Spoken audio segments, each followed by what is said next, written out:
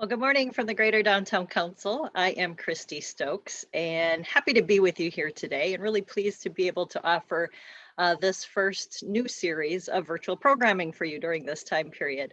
So the topic today is really something that I think everybody can relate to, trying to learn more tips and some additional insight on social media.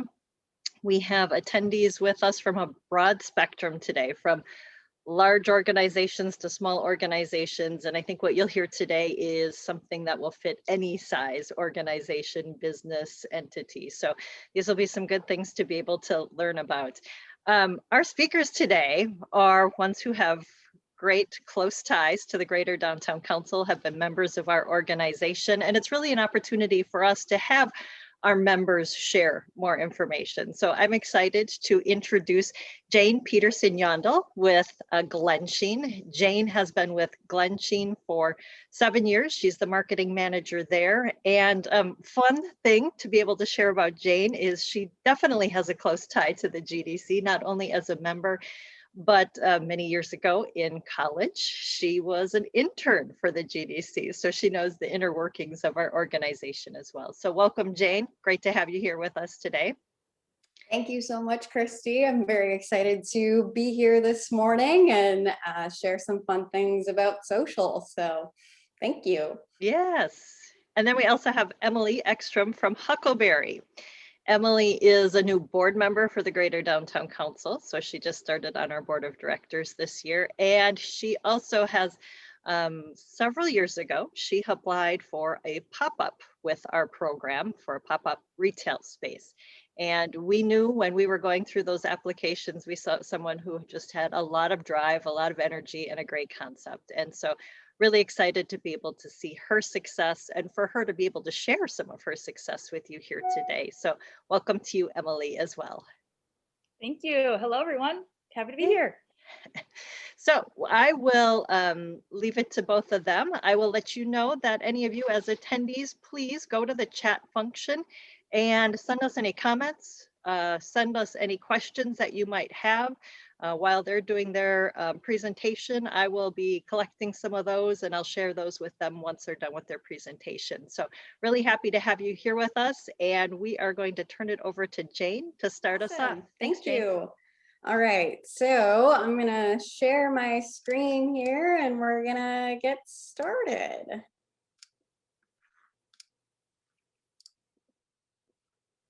All right. Can everyone see Glensheen and celebrate preservation? Can you get a? Yes, we can. Yes? Okay. Cool. So celebrate preservation is Glensheen's mission. So that's kind of what really helps drive my entire social theory and kind of how we approach it from a really broad perspective. But like Christy said, I'm Jane Peterson Yondell, and there's a picture of a dog yawning because Yondell is hard to pronounce. It's tricky with that J. So I like to tell people that it's like you're yawning because it's so dull. So it's a fun new last name that I have because in October I got married. There's my husband, Mike, and our dog Honeybee, who is lucky enough to be in the wedding. We were supposed to get married in Hawaii, but as I'm sure you all would have guessed, Hawaii didn't happen last year for us. But this was up on the Gunflint Trail. So Glensheen. Glensheen is, of course, a 39-room mansion on the shore of Lake Superior. We're actually Minnesota's most attended house museum, and we've been Minnesota's most attended house museum for a number of years now, beating out the James J. Hill House down in St. Paul. I think it was probably 5 years ago or so. So that's pretty cool. We like to call ourselves Minnesota's Mansion. And so Never Ending Christmas is happening. We're calling it that because it is just that. So if you didn't have a chance to really enjoy that Christmas spirit over the holidays, We had to close down in December, so we're continuing with that. So I think this is kind of a good theme for a way to approach social media, in that you take what your audience loves and knows and what you have, and you make it into something great. So even though the traditional holiday season was very much over, we decided to continue it for something that could really help kind of garner interest and have people sort of turn their head a little bit and say, what? Christmas in February? So as for our social media followings, so we started the Instagram account when I started in 2013. So as you can see, that's the shot that has kind of that black background. We have a little over 21,000 followers. And then the one that's a little bit smaller there, we have 70,000 followers. So that's Facebook, our fans on Facebook. The Instagram account has been growing at a much more rapid rate. And this is pretty true across the board for multiple industries, not just Glen Sheen. That Instagram growth is a little bit higher. Engagement is a little bit differently, or it kind of works a little bit differently. Our audiences are different. The audiences that engage with each platform are a little bit different. So on Instagram, we've found that it's a little bit younger audience.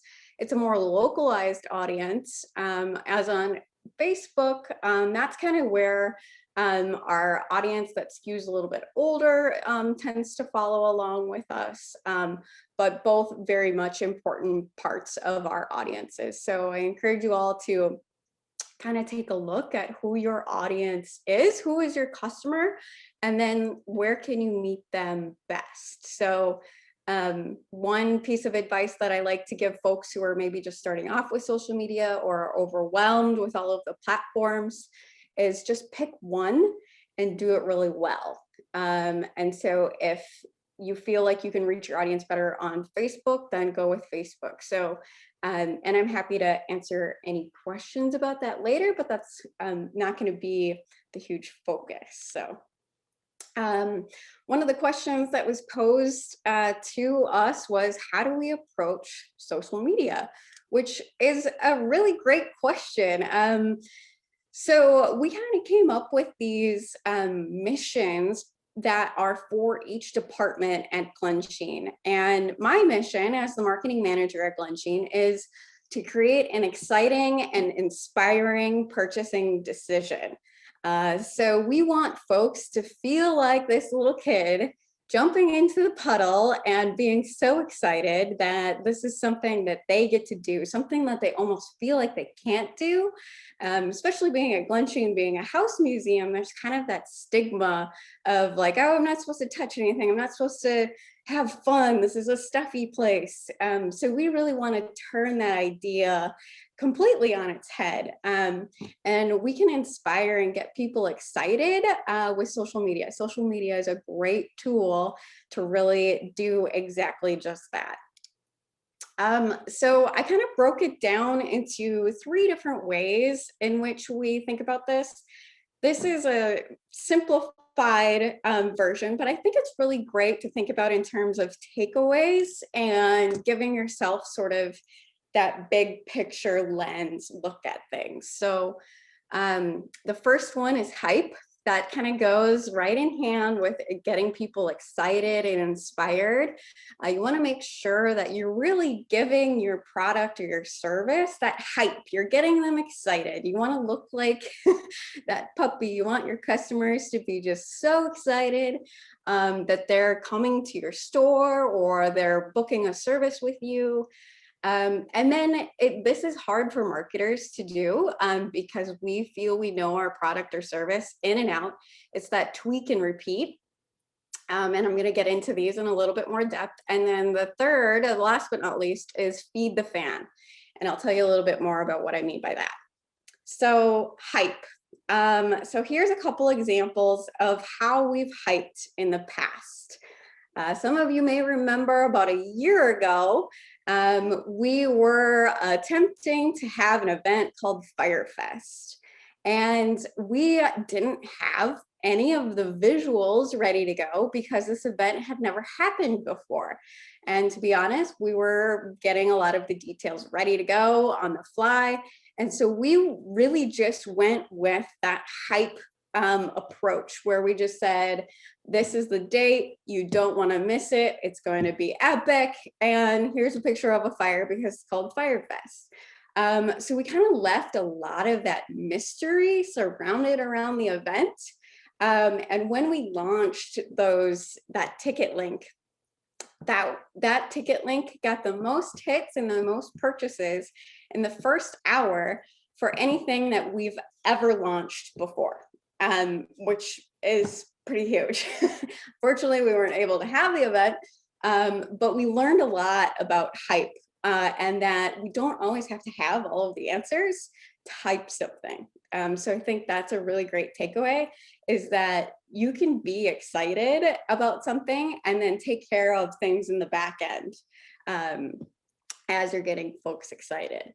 So another example is on about our candlelight tours and Spirit of the Lights. You'll notice that we use hype more so kind of focused in the copy here. So like an offer that's never been offered before. This is special. We're bringing back crowd favorites. So thinking about the words that you use are very important. That big news indicator, that's going to tell somebody that obviously there's something here that they might want to know about.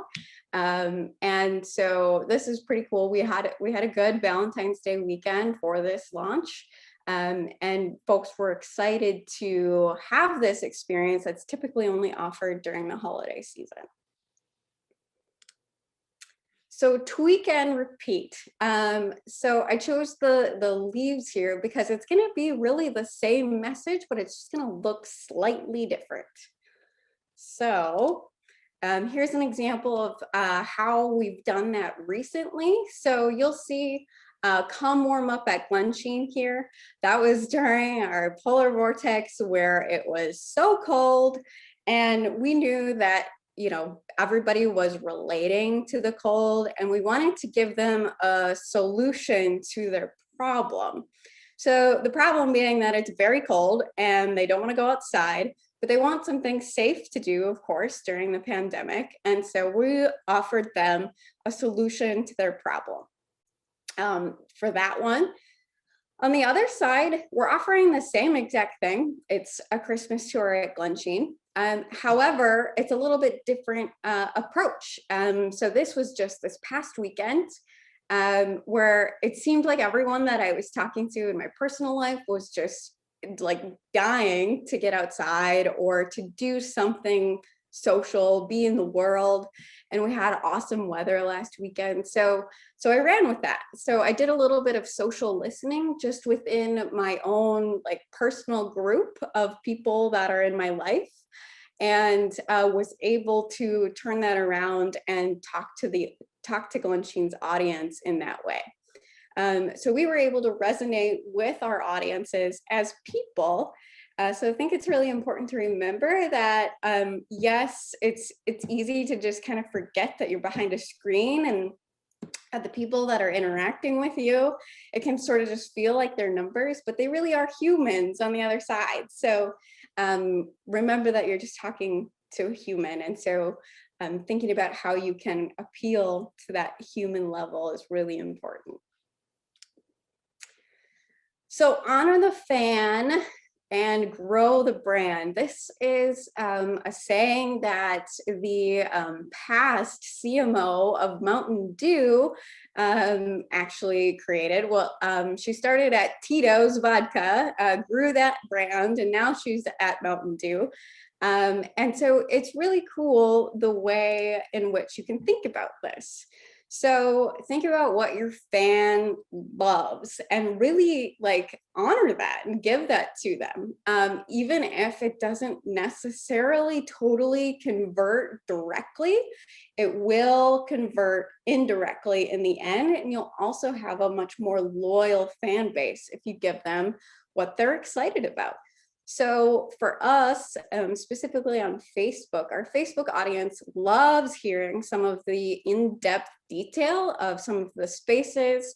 These are things that they may or may not hear on tour. They might hear it on a specialty tour. They might read it on a plaque that they could have missed on tour. And they also like hearing about the family. So they like hearing about the Congdons. And we know that from watching our social media feeds and seeing which posts perform the best. And so when we have a post that has a high reach, so that's me specifically talking about, so for example, in that Gardener's Cottage screenshot, you can see below there, 33,000 people have been reached there. So that's a fairly high reach organic post for us. So we know that that resonated with our audience and we're honoring the fan. They got really excited about that. So we are mindful to not forget about this type of content when we're scheduling and thinking about our content. So even though this isn't talking about like, come take a tour, it's not giving you a direct call to action. It is definitely getting the fan excited about all of the aspects of Glensheen. And then in turn, they'll come later. So other ways in which we honor the fan on social media is our fans love Lake Superior updates. So with us being right on the shore of Lake Superior, this is really easy for us to do. They like Dan Hartman, Glensheen's director's lives. They love hearing about kind of the inside scoop of what he's doing or what's happening at Glensheen, what's happening with the lake. So thinking about, what are the like behind the scenes ways that people might get excited? So like when you're talking with your customers, like what did you share with them that they got excited about that you could share on social media? So think about that. That's great ideas for content. And then we also like to share pieces about the third floor and attic. So a couple of things is that we listen to the inaccuracies that our guests kind of have these perceptions of Glensheen.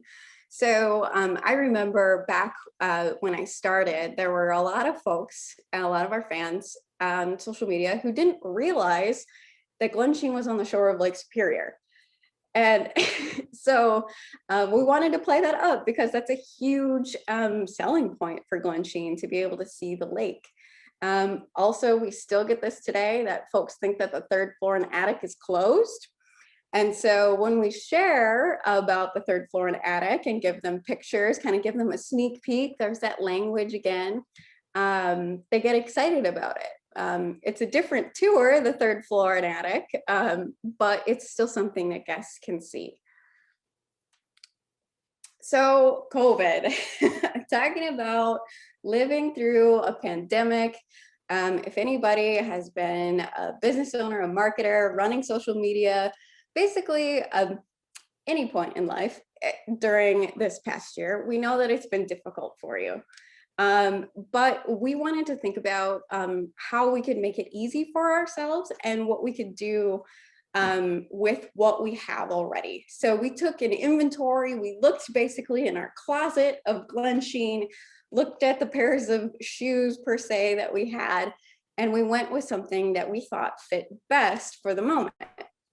So we had worked with Explore Minnesota the past summer to do a virtual tour. This was a really cool co-op that we worked with Visit Duluth and Explore Minnesota, and we brought in Alley Cat Photography as a part of that program. And so it was great for us to have this virtual tour. We were thinking about it from an accessibility lens to help kind of make that experience for our guests that couldn't go all the way up the stairs. That's how we were thinking about it from a lens this past summer. But we realized that we had something really valuable for the rest of the world as well during this pandemic when we were physically closed to guests. And so we launched with that virtual tour right away out of the gate. We kind of turned it into an experience instead of just sort of this added accessibility feature. And we ran with that for the solid first month of lockdown. Also, talking about what we had already, we knew that Dan was really well liked on our Facebook Lives with our audience, and so we wanted to continue and run with that. It was March when it was locked down. He has a fireplace at home, so we thought it would be cool for him to chat about various Glen Sheen items. So he kind of did like deep dives, really going with that honor the fan kind of viewpoint. And so the virtual tour and these fireside chats with the director Dan were really big for us right off the bat. So we pivoted, we used what we had to keep our audience engaged during that time. So we also took a look around to see what people were talking about. So that's that social listening again. So seeing like what's happening in your other circles. And we noticed that there were a lot of crafts happening. People were trying to engage their kids at home. And so we decided to do a Build a Glen Sheen contest. And we kind of did like a prize around it. And we, stretched it out for a couple weeks so that we had something fun to talk about. And we shared the entries and we shared the stories about the entries. So again, we took something, we noticed something that was happening, that people were stuck at home. They were looking to do activities with their kids. And that family audience is always an audience that Glen Sheen wants to really remind that they're welcome here. And so this was a great way for us to do that. And also kind of towards the end, we started to offer virtual tours. And so the virtual tours take a little bit longer for us to produce. And we decided to move forward with the virtual tours when we realized that, well, we're probably going to be in this situation for a while. We have time to do this, and we want to kind of take advantage of this new opportunity to share Glen Sheen with folks. And so you'll see Melissa Brooks-Ojibwe. She's Glen Sheen's collections manager. She has the honor of taking care of all of the historic items in the mansion, and she has all of the keys, which is so cool. So you get to see spaces like the Silver Safe on her tour. And so we really hyped that. We talked about all of the secret compartments. We know that our audience likes seeing those, so we ran with that. And it was pleasantly surprised that for a virtual tour, we sold over 1,000 tours and were able to garner some revenue. Now, this isn't exactly, in-person tours are always going to be best for Glen Sheen. This does not replace our in-person tour revenue, but we were pleasantly surprised that we were able to still garner some revenue during this time where we weren't able to welcome guests through our doors physically. So yeah, I buzzed through that. That's so much information, but I hope that you have some sort of takeaway today, and that maybe something that I said really resonates. I love talking about social media and kind of helping folks like talk through what they're thinking and maybe help talk through a strategy. So I'm always willing to chat with folks. So thank you for listening, and thanks for joining. We hope to be able to I have concerts on the pier someday soon. I know that locals really like concerts on the pier, so cross your fingers that maybe we can have some iteration of it this summer. So Thank you, Jane. We did have at least one question here, if you could talk a little bit about your promotion or ad strategy. Yeah, so I didn't even talk paid because that's a whole presentation in itself. I think that's what the question is getting to, paid social media, I'm assuming. I would assume so, or even Okay. if you could address, do you boost a lot of your ads or your posts? So yeah, we do. And so we boost a post probably once a week. And so we take a post that's performed well, had a good reach, got people excited, And then depending on where we're at in our season will determine our budget. So we're going to put more money behind a boosted post in July because that's one of our, most attended months. That's where we make a lot of our revenue compared to today in February. And so talking about like budgets, it's thinking about, what you're comfortable with investing. For us, the return is amazing on Facebook. We dropped our billboard campaign, I think it's maybe 5 years ago now, because we were seeing a better return on Facebook and social media. And that's nothing against any billboard companies, if there's anybody who owns billboard companies on here. But we found that Facebook and specifically Facebook ads were resonating better with our audience. And we knew that because we did in-person surveys of our customers before they even purchased a ticket. So when they were walking into the parking lot, we were asking them what they were seeing and why they came. And more often than not, they were saying they saw it on social media, and they were not saying that they saw it on a billboard, for example. And then do you use a software program to schedule any of your posts? That was another question raised. Sure. So I use Later for Instagram to schedule Instagram posts. And then I use the in Facebook scheduler app to schedule my posts on Facebook. Any idea how many posts you think you do a week? A lot. a lot. At least once a day. But again, like don't feel like you have to post a million times a day. Like I like to tell people, find a consistency that's comfortable for you and stick with that. So if it's 3 times a week, great. Your audience knows that they can hear from you 3 times a week. So just be sure that you're staying consistent with whatever frequency you choose. And then one additional question, how far do you schedule out your content? Because Instagram is a little bit more visual in the way that the feed lays out, I schedule Instagram out a little bit farther. And I like to kind of like be kind to myself and try to schedule for posts over the weekend or on the days that I'm not working. But really, I think it needs to be a good mix of what's happening now, those organic posts that you do like in the moment, and then those scheduled posts. Because the organic posts, they feel real, they feel like they're happening now when you make those posts now. But it's nice to be able to supplement with those scheduled posts. Okay, and we're going to go one more and then we'll go on to Emily. How do you organize your content schedule? Google Calendar, marketing software, whatever. We used to use a social calendar that Dan and we'd have a meeting right at the beginning of the week, and we'd talk about our approach for the week and how, what we were going to do, the content that we were going to focus on. But honestly, we've been doing this for 7 years, so we don't really have like an organizer tool.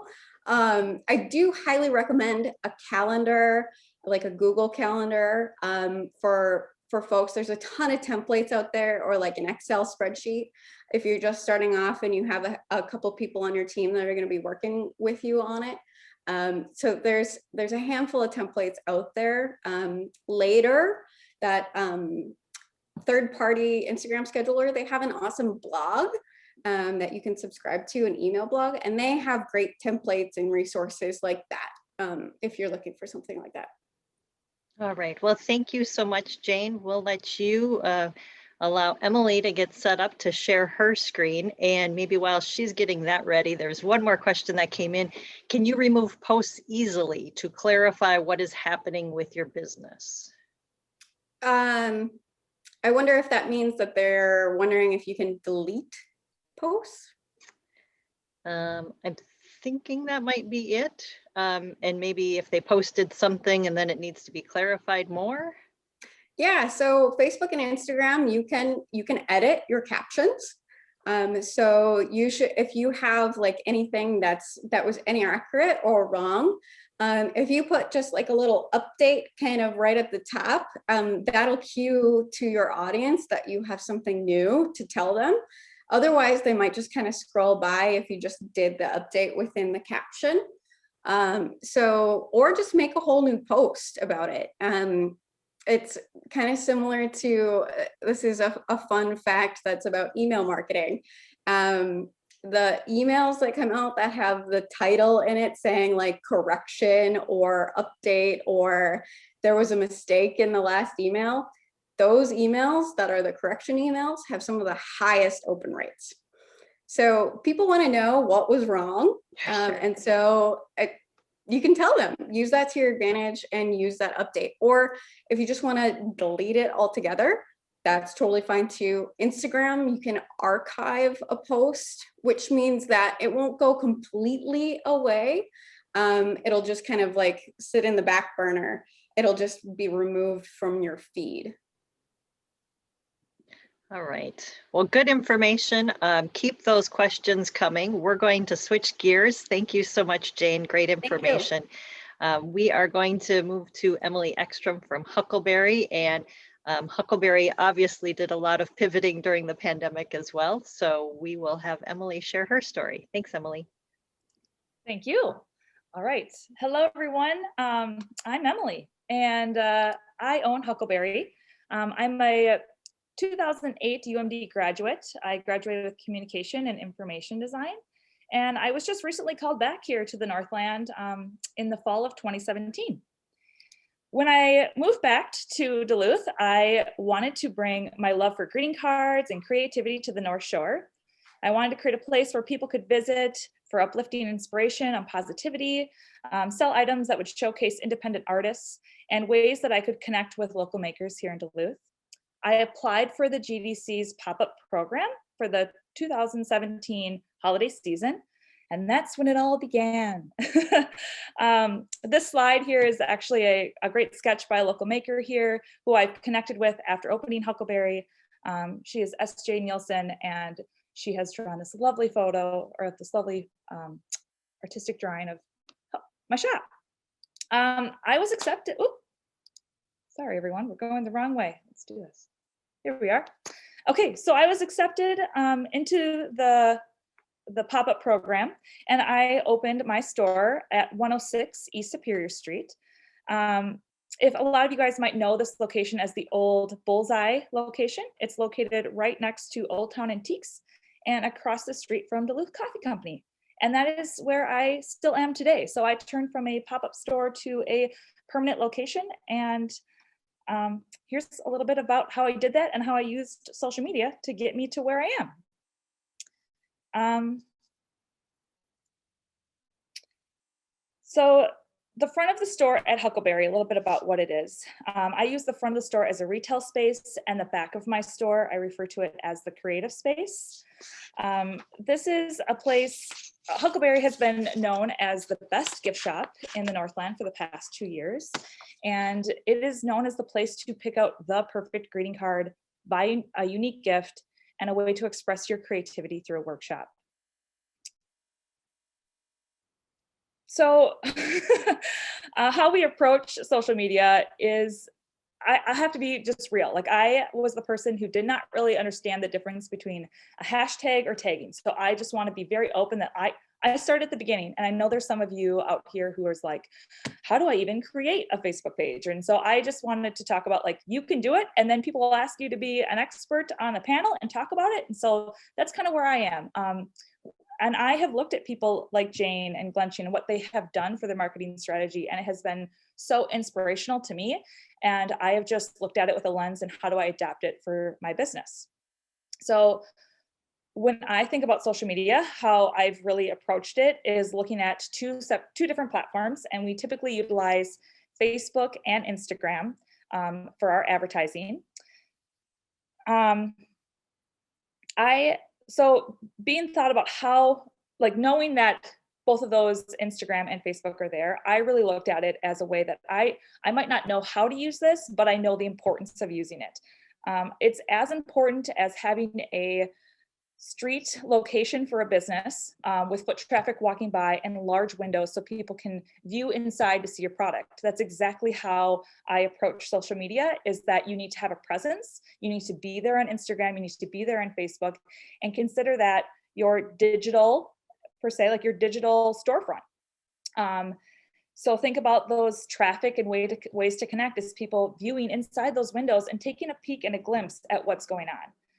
When the pandemic hit and when I think about what my social media approach is, I really just wanted to think about the aspect that Huckleberry is here, like how people come into the store to get inspiration, to get joy and comfort and have that positivity. So if being closed during the pandemic and not being able to come into the store, not feeling comfortable, how do I make sure to let them know Huckleberry is here and be able to connect with our customers in that way? So I really thought about it. Actually, this is a good view. On the left side, you see our Facebook main page. You know, you're stopping there, you're seeing, oh, cool, what's this store about? And then on the right-hand side, you kind of see when you stop at our page for Instagram. And this is basically that view, that storefront when you come in. For us and for me, being a small business and being kind of a one-woman show for a while, it was too much information too much for me to say, I'm going to post something different on Facebook than I would on Instagram. So I have linked them together and they will share the same content. There's times where videos won't be able to be shared the way that I've made them on Instagram, but on my Facebook feed, but I really use the Instagram platform, link them, and they share both. And it just makes it a little bit less work and less daunting for me to think about performing content or bringing it out to our audience. So I want to just talk about kind of my 3 ways on how I utilize social media, is looking at it from the aspect of an Instagram page. And so I really like to utilize ways of thinking about how can we generate some content every day. So is it by generating a post? Is it by sharing a quick story? Or is it by getting creative by making a reel? And when I say those things, just for those beginners that are referring to what is she talking about, your post is going to be something that you see in that grid that's going to be happening on the lower right-hand corner where all those boxes are. A story would be something where if you're looking at my black circle logo that says Huckleberry in it, there would be an orange circle around the back side. That's meaning that I have a story, you click it, it's like this constant video, and it's usually at the top of your feed when you go into Instagram. And a reel is just like a fun, cool video to kind of grasp someone's attention. So let's start with a post.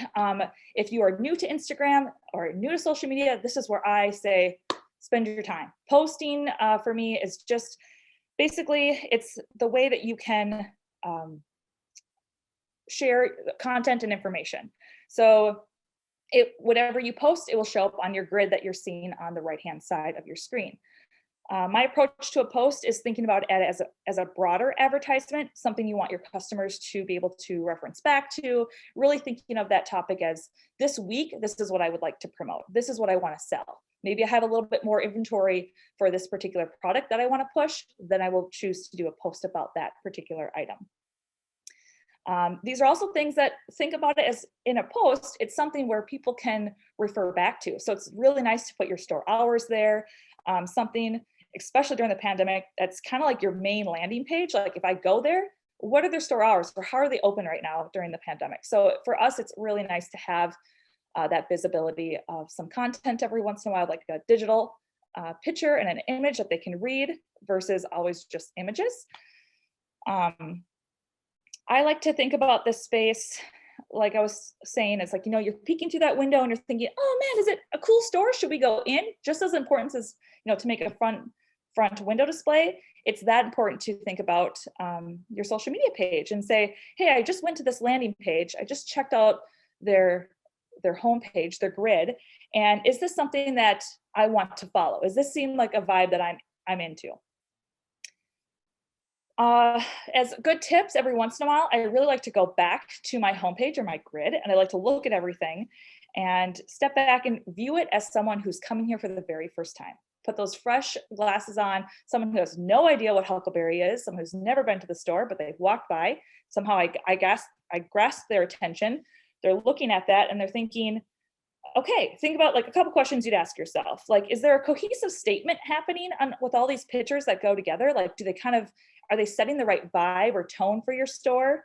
Does it resemble the content and what it feels like of the excitement and the experience when you walk into the store? Is that what you're kind of getting in a digital format from what's happening on my posts or my grid? And is there something missing? I always look at that. I think about, what am I viewing? Is there something missing? And that helps me create the content. I think for me, being a small business owner, there's like, you wear your hat for Instagram, you wear your hat for inventory, and you wear multiple hats. And so when you think about, here's my social media hat, how do I view it? What am I going to talk about? What's the content I'm going to come up with today? I usually like to go to my homepage and think about, what's missing? What do I need to tell my customers? And to be honest, if I'm looking at it right now, which this was just a screenshot from the other day, I'm still talking about Valentine's Day. So that's over, that's past. I got to start thinking about what is my new information, my new content I'm going to be sharing. This is a recent post that we did here at Huckleberry, just to show an example. It's a view of Carly and I. We have an employee now, which is very exciting. And, just talking about the celebration and excitement, that general feel of what's going to be happening here in the store.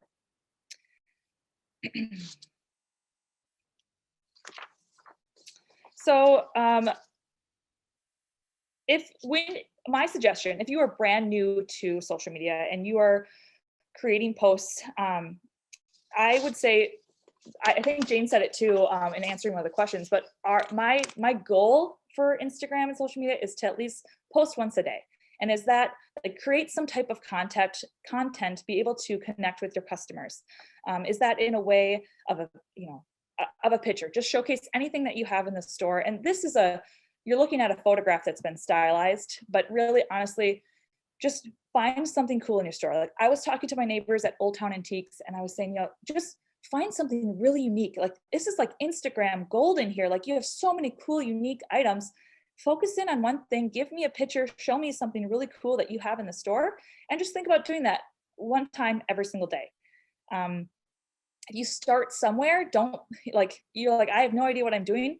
The key is to participate. We know that we need to be there. That's where the customers are. That's where the footsteps are right now. So just be able to participate. It will get easier. You will get better. And then soon you'll be asked to be on panel to talk about how you're an Instagram star. So just know that everyone starts somewhere. You just kind of have to play the game, and the importance for that especially for a business. So once you get these posts down, and then you're gonna be like, well, maybe I'm gonna throw in a couple videos every once in a while, you're gonna move into stories. And what stories are, this is a great way. I honestly find myself doing more stories than I do posts. So I have to keep making sure I do a lot of posts as well. But stories are just quick little videos, a way to connect to that customer. If you look at the image to the right with the red around it, right now you're looking at, when I would log into Instagram as a customer, this is what I would be viewing. And at the very top, you see that Huckleberry has the logo of Huckleberry and the blue circle plus sign. Next to it, Hotbox has that somebody I follow, and they have a nice circle around the outside. That means they have content, they have a story, so they're going to pop up and they're going to keep going there in the feed. Right now, the Huckleberry does not have a story because there's no circle around it, but this is my interface. So what's nice is when you think about frequency and doing stories, to be able to pop up in someone's feed like that was the key to me thinking about my strategy with going through COVID. Was I have to make sure to let them know Huckleberry is here, and I got to be at the top of that feed, top of that frequency, to make sure that they are seeing the content that I'm presenting, because there are things constantly moving and constantly shifting. So I want to make sure to pop up in that little box as much as I can and let the customers know #Huckleberry is here. So usually in a story, I find that this is where I create content and kind of give the behind the scenes look. So a way to kind of talk about what's hot and what's trending right now, to like, hey, like people like to watch the stories to be like, ooh, what's going on today at Huckleberry? Like what's happening right now? They don't want to have the FOMO or fear of missing out. When you do post a story, it will disappear after 24 hours. So what we like to do is make sure to save those stories, and we will save them into our highlights when we go through and showcase different products within the store. So then people can be like, oh, if I was in the store and I was shopping the card section, well, guess what? We created a story where we went through all the different cards, like the card wall you see behind me while I'm talking. We went through a close-up of all the different cards, and then we saved it on our highlight reel as shop cards. We have recently updated that because we got in a ton of new cards. So we have removed that from our personal Instagram page, but guess what? We're going to be doing that again. So they'll be coming back soon. So something to look forward to in our story reveal.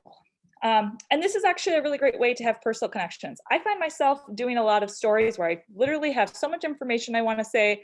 I turn the camera and I'll just talk for a minute and be like, okay, here's the updates. Here's what we're doing now. Here's how you do appointments.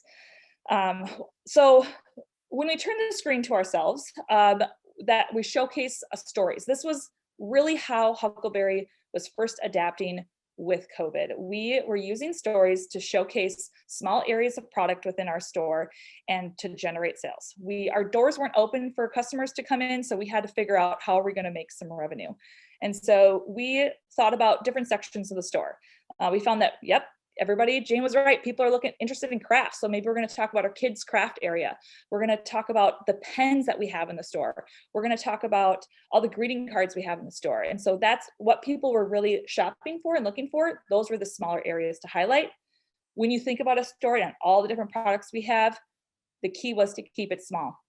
Keep it manageable. Think about a small section. So, for example, we did a section of story of pens, and this is just a little bit about how it started. I'm going to play a video.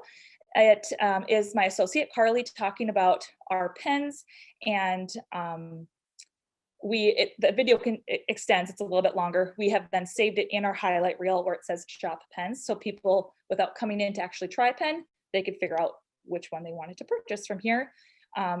Also, when we did this, well, I'll let you watch it first. Here we go.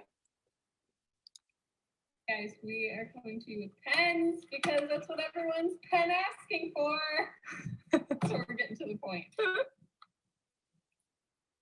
So that is the start of one of our stories that we did. As you can tell, we talk about the different text that we would put on there. And for starting, not having a website or a platform, it was really nice to be able to showcase the materials that we had. And then we would insert text to say the price points of these pens. So she might be going over the Jelly Roll pens, we'd say Jelly Roll pens, and then put a price point after it. So it was a great way to sell, because then in return, people would direct message us from those videos. And woohoo, we got a sale during COVID. So that's kind of how a story really adapted and helped us through COVID. So thinking about stories, the next area that we talked about for us that has kind of been a fun, like a creative outlet per se, since our back creative space hasn't been open, is to create reels, TikToks, and live videos. So now this might feel like, oh my gosh, what am I gonna do? But honestly, I was a little like, I don't know what I'm going to be doing here with TikToks. This is going to get weird. And let's be honest, it did get weird, but that's part of what the engagement happened. And people were really excited about it. And it was ways to connect with people, because honestly, it's just real life. It's showing that you're human and having kind of a good time here in the store. And that's really what we wanted to portray. So when you think about a reel or a video post, it's a way to grab the customer's attention when they're scrolling through. Having movement, having sound is a great way to capture someone's attention, to think about it from a marketing strategy. And you can get your message across. Like, you're going to kind of slow down and pause when you hear that music and you see the things starting to move versus just a photograph. It stands out a little bit more. They're also great ways to be silly attention grabbers. You get your message across, and for us, we wanted to talk about like a funny in-store shopping experience. So I made this silly TikTok video of me rolling across on a shopping cart one day, and people were like, "This is great!" And because I was talking about come in store and shop with us, here's how we're going to be open, and it has really resonated well with our customers. Another one that and when I'm showing these videos right now, they don't have sound, but I usually do have sound on them when they are reviewing them in Instagram. I would like to show another one. This is a reel, and I'll be real honest with y'all, is that I was terrified about a reel on how to even get it started. I kept being like, okay, I think TikTok, and I'm going to put it over here. And honestly, reels are incredibly easy to edit. My suggestion is just like throw yourself out there, give it a try. I tried it on my personal account, and I was like, oh, this is kind of fun. This actually was much easier than I thought it was going to be. So the next day I came to the store and I was shopping. I just want to showcase a couple of the different Valentine's items. And I started this reel of me picking up balloons, kind of showcasing, grabbing all those last minute gifts that you needed for Valentine's Day to grab before the big day. And of course, you know, put it with some Beyonce music and you really knock their socks off. Okay, so kind of just to recap and like how I used all those different aspects and how we really pivoted and adapted during COVID is I kept thinking about using that, like, how is Huckleberry here? Huckleberry is here and here's how. So this is kind of actually a nice glimpse of the start. I took one of our workshop tables, I put a bunch of kids' crafts on it, and I was like, okay, I'm just gonna walk you through, like, somebody was standing here and I'm just gonna showcase what I love about each of these items. We're gonna tag with a price on there and we'll just do the story. And then afterwards we would save that in our highlight reel and we just called it like Shop Kids Crafts. And people would be able to then come back to it. Because remember, again, within a story, it's going to delete for after 24 hours. And for me, it was like, I'm gonna do all this work and then it's just gonna be gone tomorrow. I can't have that happen. So I'm going to make sure to save it in my highlight reel. So then when people will come back and ask me maybe a couple of weeks later, like, hey, do you have any calendars for sale? Can you showcase those? All I would do is send that highlight video to them. And it was like I was there personally shopping for them. And they were so appreciative. I kind of went through all the notebooks or all the calendars we had. And it took a while and it took some time to sit there and do it and tag everything. But on the back end, it turned into sales for me. And it is the reason I'm still here during a pandemic and without my doors being open on an everyday basis. I'm selling as a platform for that. And then what happened is I would work really hard on showcasing the products. And then on the back side, my associate was working really hard to rebuild a website. Because at the time when we started COVID, we did not have a website that was a good selling platform. It was really just a landing page to let you know when we were open and we could sell a workshop seat, which is what we were not selling. So we had to adapt. So by doing that, focusing on how to sell, I was really like, I'm going to be on Instagram. I'll respond to people. If they ask me for a particular product, I'll send them photos of what we can do. And just being really active there is how we generated sales and were able to stay afloat. On the back end, Carly built the website. And now today, when we post something or I'll do a video of something, I've linked both my e-commerce, my POS system to social media, and the products go right there. So if you're watching a story and I showcase a greeting card that you really like, you can click on it because the name of the greeting card will be there, the price of the greeting card will be there. You click the link and pow, you're on my website and you can buy it. So it almost took that, like, it was this upfront energy of how this needed to work, but now we put the systems in place and things are still running easier and the sales are still coming in because we have more products on our website and they figured out how to get there. I've noticed that when I first started, and it all kind of happened really quickly, but I know that I had to hit so many followers when then you could be able to do something. So I hit around 4,000 followers. And I remember that being a point, but it was also at the same point where we were really invested in the building of our website. And so when that tagging came up was around that time. And I don't know on my expertise level if I had to hit a particular amount or how that worked, but that's kind of how my story is. And then what was really nice is how we've adapted. So we showcased products that way. I connected with local makers. They weren't coming in here to lead workshops anymore in our back creative space. So I wanted to connect with them and say, hey, can you tell me how you are, tell me you in your space. I still want this brand of creativity and meeting local makers and showcasing the arts. So can I talk to a local maker and will you just tell me how to do something? We called it Workshop Wednesdays, where they would give you a quick little how-to video, how to create something that was home, that you had at home, and to makes the magic happen with things that you had around your house, and then also just showcase their space. Something else that we've done to adapt, since the whole like back of the store wasn't being utilized during COVID, and I had all these empty tables, is during Christmas time, I opened my doors to local makers and I had them set up on the white tables with their product. And it was like, in the front of the store, you're shopping Huckleberry. In the back of the store, you're shopping more local makers, like you were at a creative market. And then I really showcased and featured and focused on those local artists and let us see their space. So it was another way that I could keep that core brand of Huckleberry and move forward. So yeah, that's kind of my story, my style. Yeah, and I will. Emily, I think it's great, and it's amazing how everybody can pivot during a pandemic, considering you didn't have the website to be able to offer any of this and to be able to take on this social media. It's amazing. One non-social media question, and I think many people will look at your name of the store, and someone asked just to share where the origin of the name came from. Yes, I should have kept my screen up Yes. because the last picture there, it's my dog Bear. I was accepted to the program for the GDC pop-up, and I was supposed to open the store in 2 weeks, and I thought, I don't even have a name for this thing. It was just a concept. Like, what am I going to do?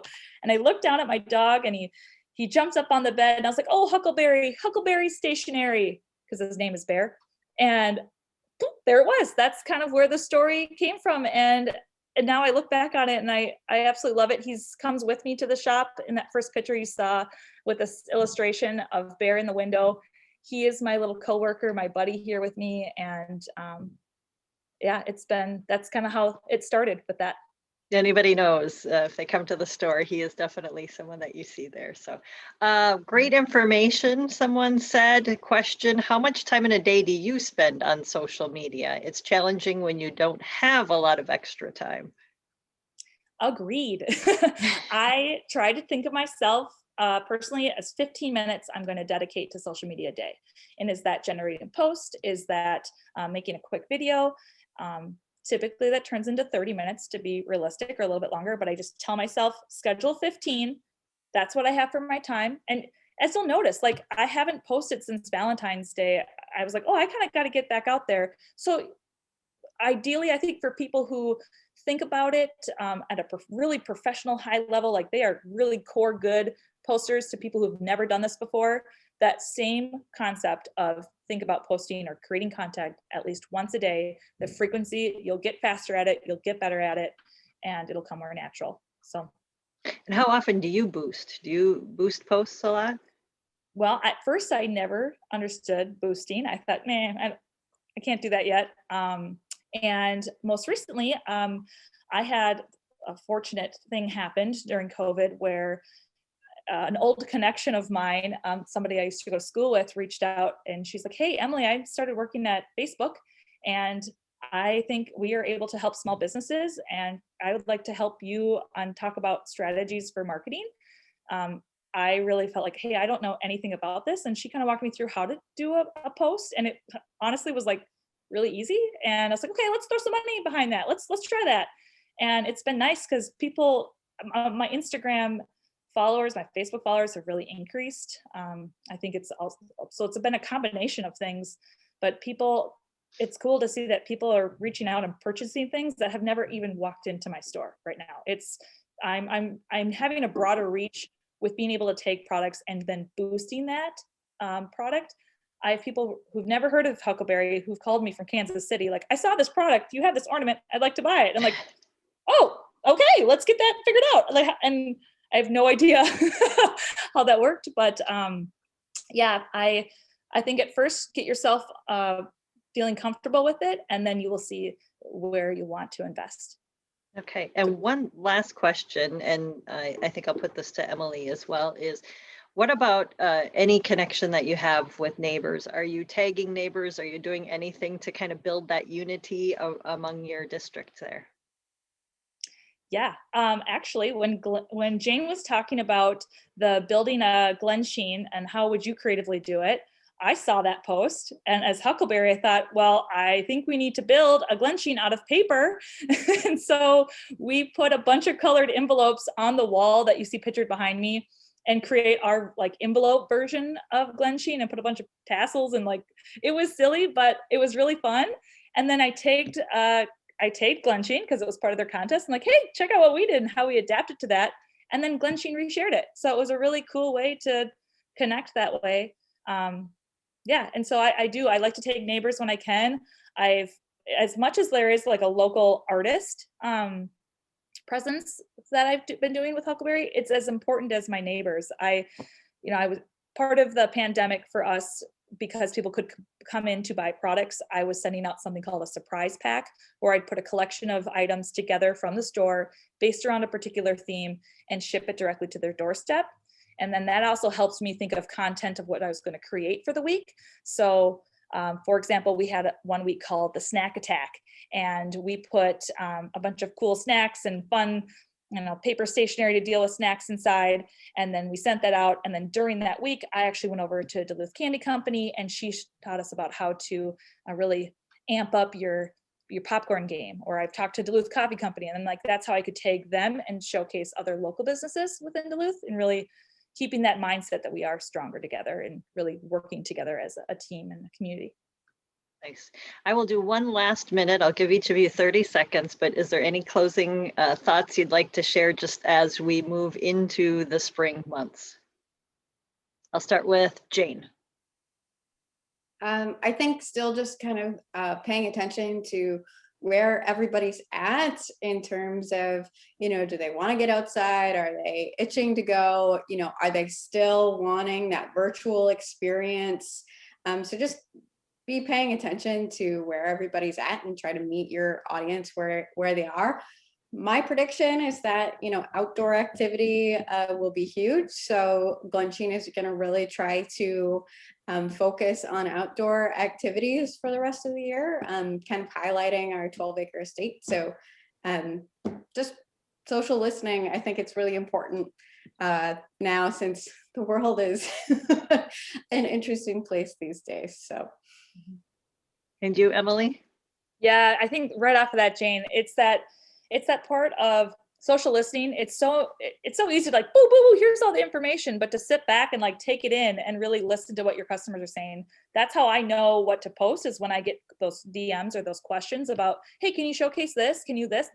They're telling me what they want to purchase. So I'm listening to them and like, hey, maybe I need to do a story or a video based off of that.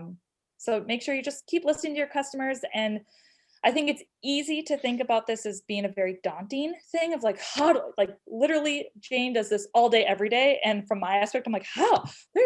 I see how you could, but I can't. And how do I kind of like dabble into it a little bit or get started? So just remember, we all start somewhere. It's okay. But the importance of just starting with creating an account, and do that today if you can.